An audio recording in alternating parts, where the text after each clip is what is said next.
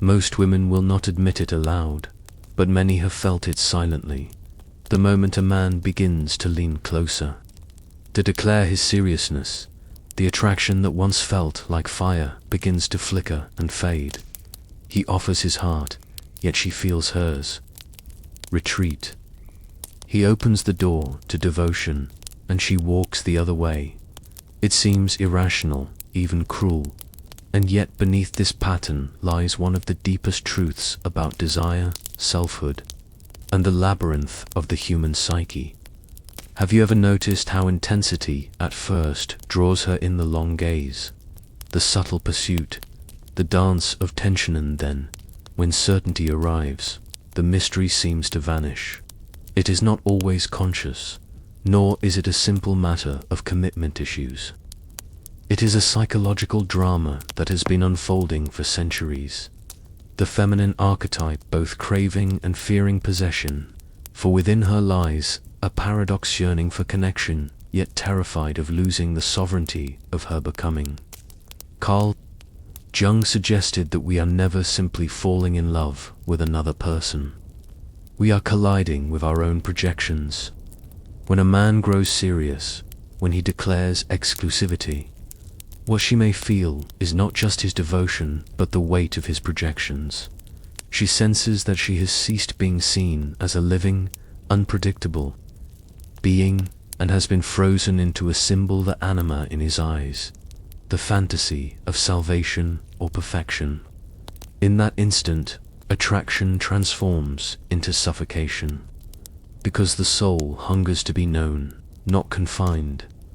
Imagine a woman who has worked to carve her place in the world, who has wrestled with her shadows and tasted her independence. At the beginning, the dance with a man is alive, uncertain, a place where she can express her power and allure. But when he clutches too tightly, the air grows thin. The relationship begins to feel less like a union of two evolving souls and more like a prison built from expectation. Attraction dies not because love is absent, but because freedom is threatened. Stoic wisdom whispers that what we cling to, we destroy. Seneca warned that attachment breeds anxiety, for the more you grip, the more you reveal your fear of loss. When a man grows overly serious too quickly, he unconsciously transmits that fear. To the woman's intuitive heart, his seriousness is not strength, but desperation. And desperation signals danger, the danger that her spirit will be consumed. She does not run from love. She runs from the subtle chains that disguise themselves as devotion. This is why the feminine often dances in contradiction. She may long for commitment, yet recoil when it arrives. She may crave closeness, yet thrive on distance. To a man, this appears as madness, but in truth it is the psyche's demand for balance. Desire feeds on polarity, the masculine's steady presence, and the feminine's flowing unpredictability. When seriousness hardens too soon, polarity collapses, and the magnetic field dissolves. What remains feels stale, too certain, too known. Have you ever been in that moment, where what once seemed enchanted now feels ordinary? That is the cost of removing all mystery. The feminine heart does not simply want to be chosen. She wants to feel that her presence continues to inspire, that she remains a horizon to be discovered rather than a territory already mapped. The moment she senses that his gaze no longer searches but assumes, she withholds herself, not to punish him, but to preserve the sacred fire of individuation. The modern world often mislabels this as fear of intimacy. But intimacy is not the enemy. The true enemy is possession disguised as love. She loses interest when seriousness becomes control, when devotion transforms into dependency, when what was once a dance becomes a cage. The psychology of attraction cannot be reduced to simple formulas of timing or strategy. It is rooted in the archetypal need for expansion, for love that breathes, not love that suffocates. The turning point, then, is not about avoiding seriousness, but about embodying a deeper kind of seriousness, the kind that carries no chains, a seriousness of presence, not possession. A man must learn to hold his devotion with open hands, to stand rooted like an oak tree while allowing her branches to sway in the wind. Only then does seriousness inspire safety rather than resistance, reverence rather than retreat. When she runs from love, it is not always love she flees, but the death of her becoming. If you would understand her, you must not ask, how do I make her stay? But rather, how do I honor her freedom while offering my depth? Attraction is not maintained by clinging, but by allowing the dance of two sovereign beings who choose each day to meet again. And in that paradox lies the truth. She does not fear love, she fears losing herself in it. When a woman feels the heat of a man's seriousness, something ancient stirs within her. It is not a calculated rejection, nor a conscious decision to turn cold. It is the echo of an archetype older than romance itself, the instinct of the feminine to protect her essence from absorption. To the masculine eye, this may appear as fickleness or contradiction, yet it is a survival mechanism of the psyche. The feminine knows, often without words, that if she surrenders too quickly to his seriousness, she risks becoming a projection rather than a person. Jung spoke of the anima as a mirror of man's soul, the image of the feminine that lives within him. When a man falls deeply, he may not be loving her fully, but rather the reflection of his own inner longing. She senses this. She feels when his gaze shifts from curiosity to ownership, from wonder to certainty. What was once the electric dance of discovery becomes the heavy gaze of expectation, and in that shift, attraction begins to decay. She is no longer an evolving mystery. She becomes his answer, his possession, his neatly defined ideal. This shift is subtle but seismic. In the early stages, she feels admired, desired, even worshipped. But as he grows more serious, his energy may unconsciously carry a silent contract. Be mine, fulfill my vision, complete me. To the untrained heart, this seems romantic. Yet to the feminine spirit, it feels like exile from her own individuality. She was once a flame dancing in open air. Now she feels herself placed in a glass lantern, admired yet suffocated. Her instincts recoil, not because she does not want love, but because she refuses to vanish inside his dream. The Stoics knew this danger well. Marcus Aurelius reminded himself daily not to cling to externals, for everything borrowed from the world is transient. Love is no exception. When a man clings, he betrays his fear of loss, and fear corrodes attraction. A woman does not lose interest, because she despises love, but because his seriousness reveals that he fears her absence more than he respects her freedom.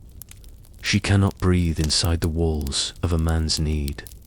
She craves a devotion that does not tighten its grip, but stands unshaken even when she pulls away. Imagine two rivers meeting in the valley.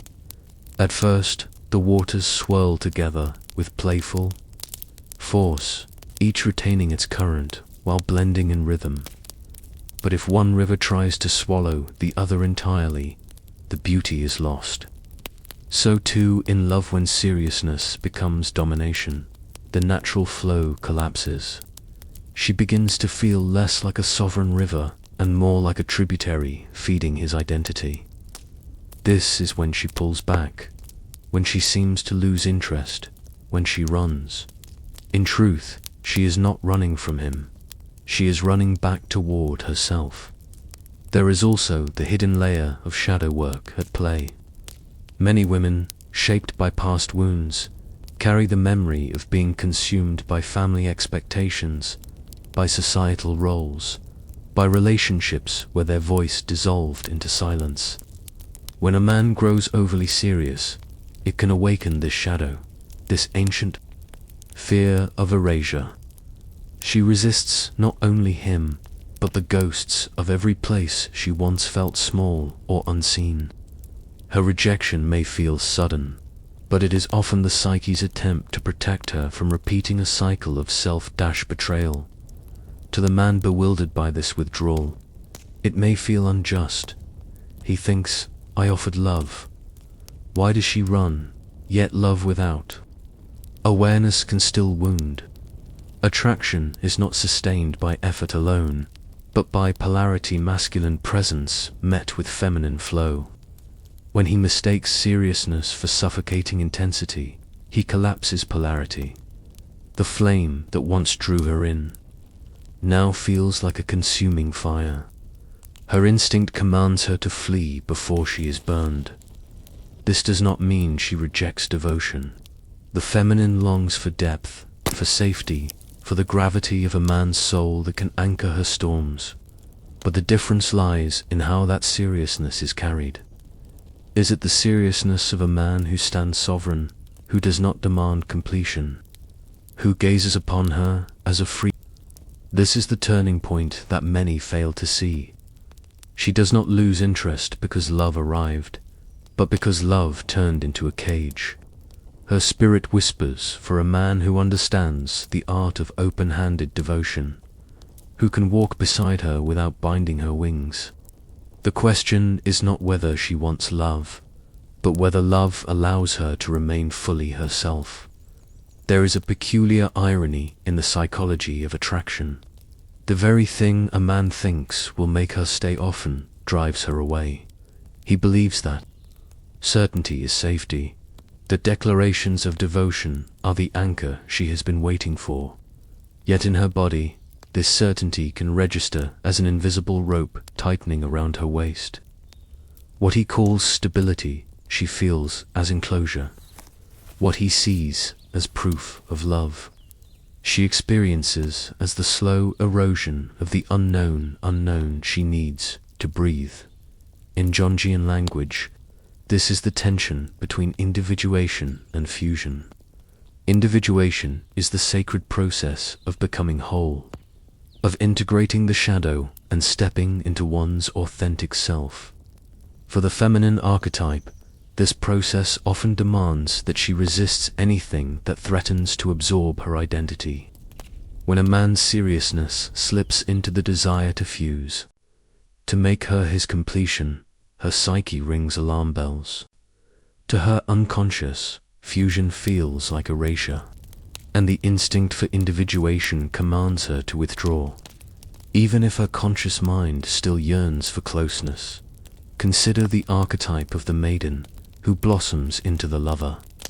At first, her energy radiates curiosity, openness, a magnetic field that draws him in.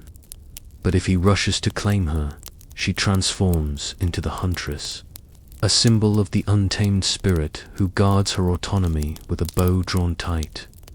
This is not cruelty, it is archetypal necessity. She must protect her becoming. The anima within her is not meant to be captured like a relic. It is meant to evolve, to expand, to reveal itself in layers. The moment he assumes ownership, she is forced to remind him through withdrawal that her soul is not his possession. The Stoics remind us that nothing truly ours can be taken. Marcus Aurelius urged himself to act with love without binding. Outcomes: to live in harmony with fate rather than wrestle with it. In love, this wisdom applies with ruthless clarity. A man who clings betrays his disbelief in his own sovereignty, for he seeks to secure through force what can only be sustained through freedom. The feminine heart perceives this weakness immediately. To her, it signals danger, not devotion. For if he cannot stand alone, how can he stand beside her? Picture her in that moment when he grows too serious. Perhaps he begins to speak of forever. After only a few weeks, or his messages swell with urgency, or his gaze begins to demand rather than admire. At first she smiles, perhaps even nods, but inside her spirit trembles. The dynamic has shifted. She feels less like a woman unfolding and more like a prize acquired. And so her energy, once open and magnetic, begins to cool. She does not wish to hurt him, but she must protect her essence. And so she retreats. Yet here lies the paradox that fuels confusion. She does want depth. She does want devotion, but she wants it without the stifling weight of possession. She longs for a man who can hold his seriousness lightly, like a flame. Cupped in his hands, not clenched so tightly that it suffocates, nor so loosely that it disappears. What she runs from is not seriousness itself, but the form of seriousness that reeks of fear, control, and dependency. When she senses that, she flees, not out of disdain, but out of self-preservation. Shadow work reveals another layer of this pattern. Many women carry the unhealed imprint of past entanglements where seriousness meant control, where devotion was a mask for dominance. These memories linger in the nervous system, ready to be activated by even subtle signals of possession. A slightly too insistent tone, a gaze that demands assurance, a conversation that corners her into promises she is not ready to make. These awaken the shadow, the primal urge to escape. And so, even if the man means well, even if his love is sincere, her body remembers and commands her to run. For the man who finds himself bewildered, the lesson is not despair but transformation. Seriousness, if it is to attract rather than repel, must be rooted in presence rather than need. It must communicate, I choose you, but I do not require you to complete me. I see you, but I do not freeze you into my ideal. I desire you, but I honor your freedom to flow. Such seriousness does not suffocate. It liberates. It is the oak tree, unmoving yet never grasping, providing shade but never chaining the wind. When she loses interest as he grows serious, it is often a call for him to embody a deeper kind of strength, not the strength of possession, but of self-possession. Only then can attraction breathe. Only then can love expand without fear. For the feminine is not fleeing love itself, but the version of love that feels like a cage disguised as a promise. The moment she withdraws, many men interpret it as betrayal, as though her heart has turned cold without warning. Yet what truly shifts is not her love, but her trust in the space between them. When seriousness collapses into certainty, when mystery is replaced by assumption, she feels the sacred distance that fueled attraction dissolve. And in that dissolution, desire wanes. She is not abandoning him, she is abandoning the cage his intensity has built around her freedom. Jung understood that the psyche resists one-sidedness.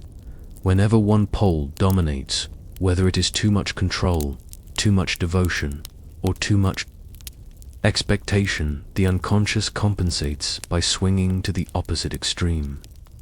In relationships, this means that when his seriousness floods the space with pressure, her psyche is compelled to restore balance by creating distance.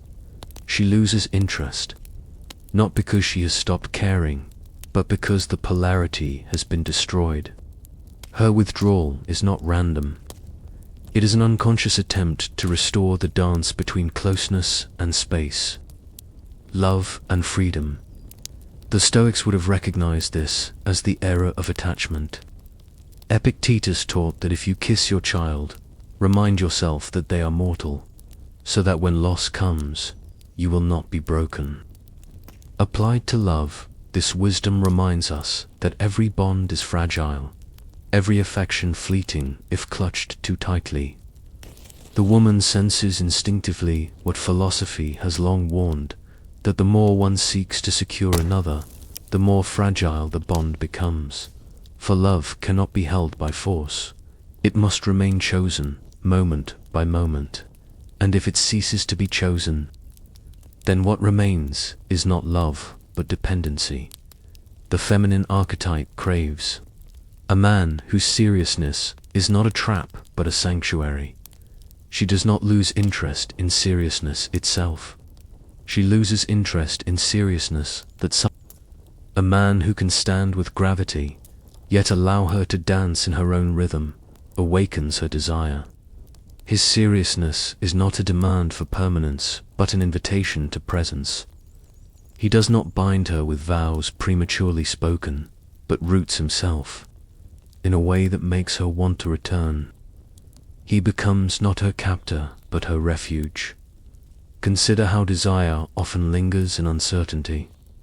At the beginning, the unknown fuels her imagination, and his restraint allows her spirit to lean in of her own will.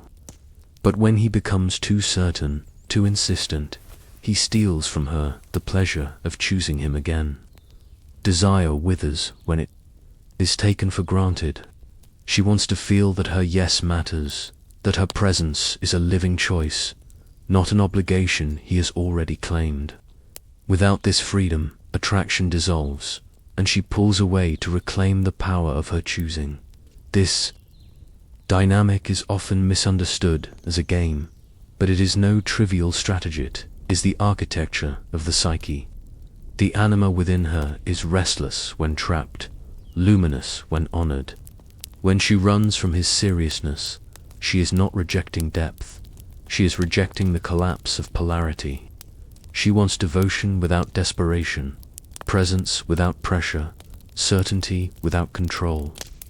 She longs for the rare kind of seriousness that does not smother but steadies the gravity that makes her feel safe enough to expand. For the man, this requires an uncomfortable surrender. He must learn that love is not secured by holding tighter, but by holding wiser. He must confront the shadow within himself, the fear of abandonment, the hunger for validation, the desperation to be completed. Until he does, his seriousness will carry the scent of need rather than the strength of sovereignty. And the feminine, attuned to subtleties beyond words, will smell that need instantly. Her instincts will flare, and she will retreat. Not because she is cruel, but because she cannot thrive inside his unhealed shadow. Yet when a man stands rooted in his own wholeness, when his seriousness flows not from need, but from grounded presence, the dynamic shifts entirely. His devotion does not pressure, hurt inspires her. His gaze does not freeze her into an ideal, it liberates her to reveal more of herself. His seriousness is not the weight of possession, but the depth of reverence. And in that space, she does not run, she leans closer. She chooses him, not because she must, but because she wants to. The lesson is sharp, but necessary. Seriousness without self-possession repels, but seriousness grounded in sovereignty attracts. The feminine spirit does not run from love. She runs from the shadow of dependency, disguised as devotion. When he learns to stand as an oaken moved, ungrasping, unafraid, her instinct to flee transforms into the instinct to stay. For love is not found in chains, but in the shared when she disappears into silence, when her warmth cools and her laughter grows faint, he often stands bewildered. He replays every word, every gesture, searching for the moment the tide shifted. He cannot see that the change was born not of a single misstep, but of a deeper rhythm, an archetypal current woven into the feminine soul. For she is not merely responding to him, she is responding to something larger, the tension between freedom and fusion, between devotion and selfhood. and when his seriousness threatens that balance, she retreats to protect her essence. The feminine is an archetype of becoming. She is not a finished sculpture to be claimed, but a living flame that reshapes itself with every breath. When he approaches her as though she were the answer to his emptiness, when he crowns her with the weight of his unmet needs, he ceases to see her as she truly is. She becomes, in his eyes, a vessel for his projections. And the psyche, sensitive to this invisible shift, commands her to run. She will not be reduced to a mirror reflecting what he lacks. She must remain the fire of her own becoming. This is why Jung's idea of projection is so vital to understanding attraction. When he falls in love, he often sees not the woman, but the anima, the inner image of the feminine that dwells in his unconscious. In the beginning, this projection intoxicates both of them, for she feels elevated by his awe, and he feels whole in her presence. But when his seriousness deepens without awareness, when he begins to relate more to the image than the person, the veil becomes heavy. She senses she is no longer seen. Desire collapses, not because love has vanished, but because she refuses to suffocate beneath his fantasy. Stoic wisdom speaks to this with brutal clarity. Everything external is borrowed, everything transient. The woman beside him is not his possession, not his guarantee. She is a free being who chooses, moment by moment, to stay. When he forgets this, when his seriousness becomes a grip rather than a gaze, he acts from fear rather than strength, and fear repels what love invites. To cling is to confess powerlessness. To hold lightly is to embody power. The feminine heart instinctively knows the difference. Have you ever noticed how attraction often fades not in chaos but in comfort? The texts that once made her pulse quicken now feel predictable. The gaze that once made her feel alive now feels heavy, even obligatory. This is not boredom, it is the loss of polarity. In his urgency to secure her, he has removed the very uncertainty that kept her desiring. She wants to choose him again, not to feel she has already been claimed without her voice. Desire requires space to breathe. Without that space, she loses interest, not because she has stopped caring, but because she can no longer feel herself alive within the connection. For many women, this dance is heightened by the scars of the past. Perhaps she has known relationships where seriousness meant control, where devotion masked a slow silencing of her voice. These wounds live not only in memory but in her body. When he grows too serious too soon, when his energy carries even a hint of possessiveness, her nervous system remembers. The alarm bells ring, the body recoils, and she withdraws. She may not even understand why. To him it looks like betrayal, but to her it feels like survival. The tragedy is that he may truly love her, but love unexamined can still harm. His seriousness must be refined, not discarded, for the feminine does long for depth, for safety, for devotion, but she wants it delivered from a place of strength, not fear, reverence, not desperation. The masculine that can offer this kind of seriousness does not shrink when she pulls back, nor chase when she retreats. He stands rooted, unafraid of her distance, steady in his presence. And paradoxically, it is this very steadiness that draws her back, in truth. She is not running from him, she is running from the version of him that has lost his center.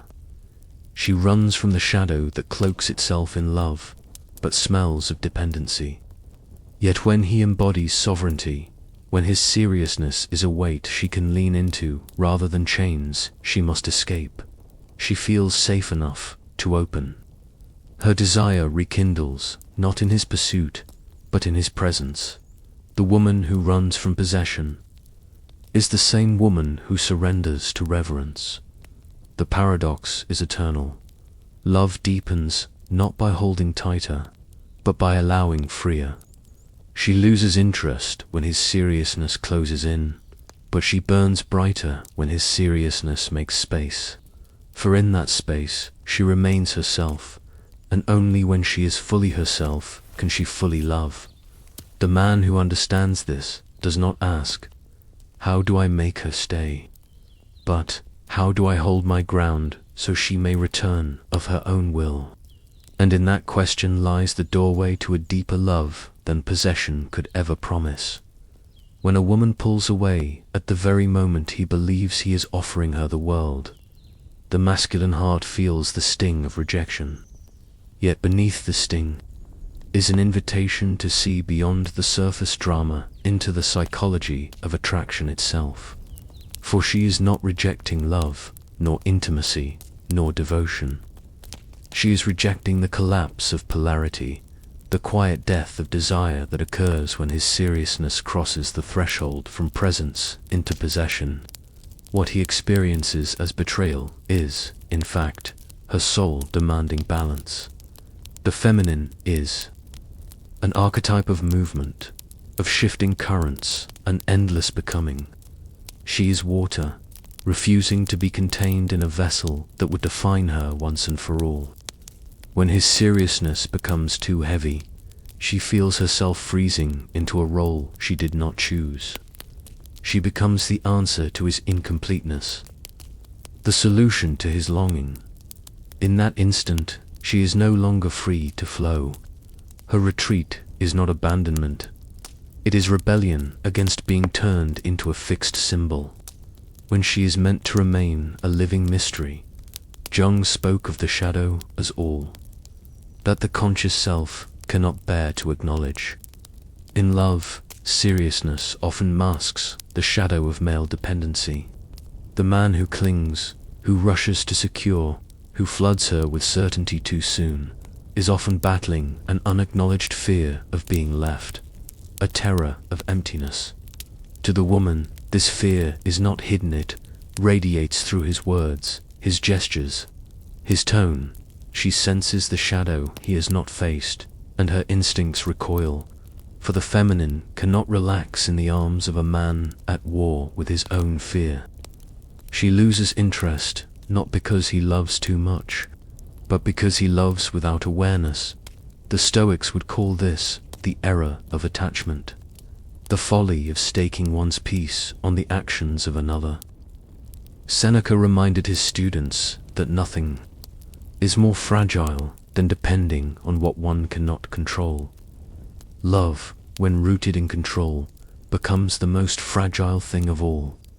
The feminine archetype, sensitive to this truth, withdraws not out of malice but out of wisdom.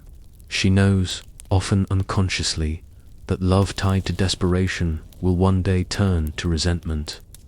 Her retreat is an act of protection, not only for herself, but for the bond itself. Imagine her as a flame. In the beginning, his attention fuels her fire, and she glows more brightly in his presence. But when his seriousness becomes grasping, he tries to cup her flame too tightly in his hands. His palms smother the oxygen, and the fire begins to die. Her withdrawal is the flame gasping for air. She runs not because she despises the warmth, but because she must preserve the fire of her own spirit. To remain, she needs him to open his hands, to trust that her flame will burn beside him if given space. This is why many men misinterpret her loss of interest. They think they must become less serious, more casual, detached. But the truth is more nuanced. She does not run from seriousness itself. She runs from the wrong kind of seriousness. Seriousness rooted in fear suffocates. Seriousness rooted in sovereignty ignites. The difference is profound. The first clings and demands. The second stands and invites. The feminine heart recognizes the difference instantly, for she feels it in her body. One makes her want to escape, the other makes her want to surrender. Shadow work becomes the bridge for the masculine. Until he confronts his own fear of abandonment, his seriousness will always carry the scent of need. He will project onto her the role of savior, the bomb to his emptiness. But when he integrates his shadow, when he accepts his solitude and embraces his own wholeness, his seriousness transforms. It is no longer a plea, but a presence. No longer a demand, but a devotion. And in that presence, the feminine relaxes. She no longer fears being consumed, for she sees that his seriousness is steady, not suffocating to the man bewildered by her withdrawal. This truth may sting. She is testing not your love, but your strength. She wants to know whether your seriousness is rooted in desperation or in depth. If it is the former, she will flee, for no woman desires to carry the burden of completing a man. But if it is the latter, if your seriousness is a grounded expression of your self-possession, she will lean in. She will feel safe enough to open, to choose, to burn brighter. Her loss of interest is not the end, but the signal that transformation is required. The call is clear. The masculine must learn to love without chains, to stand in seriousness that is not possessive, to embody devotion that is not desperate, to hold her flame without smothering it. For the feminine does not fear love, she fears the loss. A woman's retreat, sudden as it may seem, is not chaos, it is ritual. It is her psyche's way of preserving the sacred dance of polarity. For love is not built on endless closeness. It thrives on the tension between nearness and distance, certainty and mystery. When his seriousness collapses that tension into a heavy certainty, she instinctively pulls away. It is not indifference. It is her way of reminding him that love is alive only when it breathes, only when it pulses between two sovereign beings who meet without consuming one another. Jung described the anima as the key to man's soul, but warned that when he projects her onto a woman, he risks reducing her to an image. This is the tragedy of misplaced seriousness. Instead of seeing her as she truly is, a complex, evolving individual, he begins to see her as the vessel of his inner longing. She feels this shift. She feels when his gaze no longer searches, but assumes. Attraction dies in that moment, not because she no longer desires love, but because she no longer feels seen. The soul cannot thrive inside another's projection. It suffocates until it flees. The Stoics spoke often of detachment, but theirs was not cold indifference, it was strength. Epictetus taught that freedom is found in mastery over one's own desires, not in mastery over others. When a man grows too serious and seeks to secure her, he reveals that he has not yet mastered himself. He betrays the fear that without her, he is incomplete. To the feminine, this fear does not inspire safety, it signals weakness. She craves a man who can stand rooted in himself, who offers love as an abundance rather than as a lifeline. For only then can she trust that his seriousness is devotion, not desperation. Picture her as a bird. In the early days, she delights in perching on his shoulder, in flying close to his presence, in returning after her wanderings. But when he grows serious in the wrong way, he tries to cage her, to guarantee her nearness by denying her wings. What he does not understand is that her flight is not a threat to love, it is its proof. She returns because she chooses, not because she is forced. And when he cages her, she does not sing. She falls silent. Her loss of interest is the silence of a bird stripped of sky. Many men experience this withdrawal as cruelty, but it is wisdom written in her instincts. She has likely seen the path where misplaced seriousness leads into relationships where devotion turned to control. where love slowly hardened into duty. Her body remembers, and when she feels the first signs of being bound, she recoils. This recoil is not hatred, it is self-preservation. She knows that if she surrenders to that kind of seriousness, she will betray her own becoming. Better to leave now than to lose herself later. Yet here lies the transformation waiting for the masculine, to discover that seriousness does not mean chains, but presence. The man who understands this does not chase her when she withdraws. He does not flood her with demands for reassurance or bind her with vows born of fear. He stands, steady as the mountain, grounded in his own wholeness. His seriousness communicates not, "I cannot live without you," but "I choose to walk beside you freely every day." This is the kind of seriousness that does not drive her away, but calls her closer. Desire lives in paradox. She wants to feel his depth, but not his desperation. She wants to feel chosen, but not caged. She wants his seriousness, but only when it is rooted in sovereignty rather than in need. When he embodies this paradox, when he is both devoted and detached, both steady and free, he becomes the kind of man she does not run from. Instead, she runs toward him, for she feels not the death of her freedom, but the safety of her expansion. The lesson is timeless.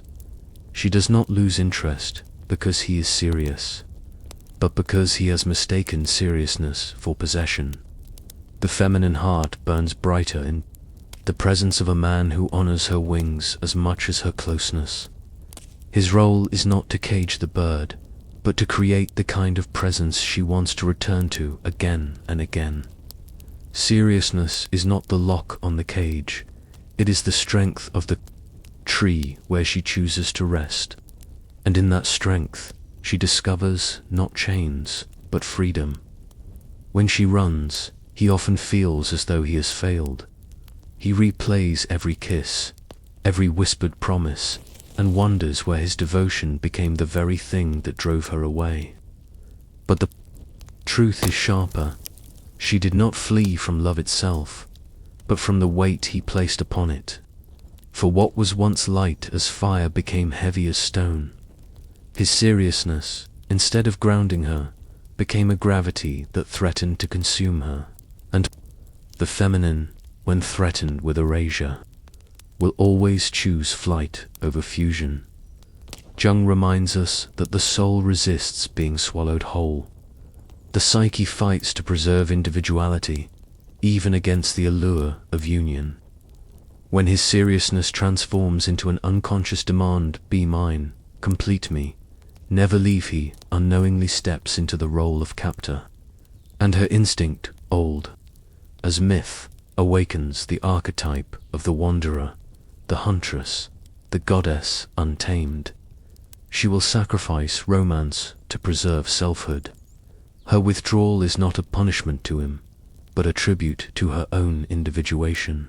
She is choosing her becoming over his illusion of completion. This is why many men, bewildered by her sudden coldness, misinterpret her actions. They believe she fears commitment, that she is fickle, unstable. But she is not afraid of commitment, she is afraid of confinement. She can give her loyalty with abandon, but only when loyalty does not demand the death of her freedom. She will stand beside a man who sees her as a sovereign being, but she will vanish from the man who seeks to bind her spirit. The difference is not subtle, it is everything. The Stoics knew that clinging breeds weakness. Marcus Aurelius warned against fastening one's happiness to what lies outside the self. When a man ties his worth to her staying, he exposes the fragility of his soul. To the feminine, this fragility is not tenderness, it is danger. For she knows that a man who cannot stand without her will one day resent her for being the reason he cannot breathe.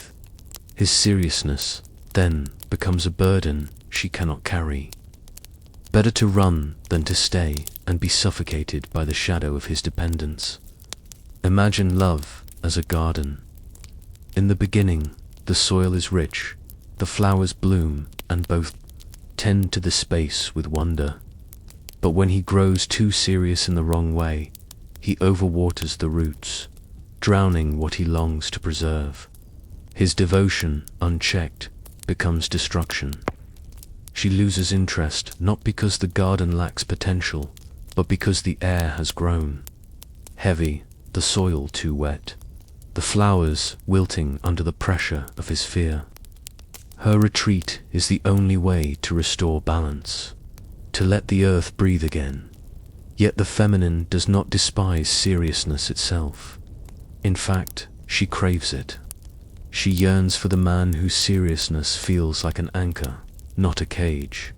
A seriousness that stands steady without demanding constant reassurance.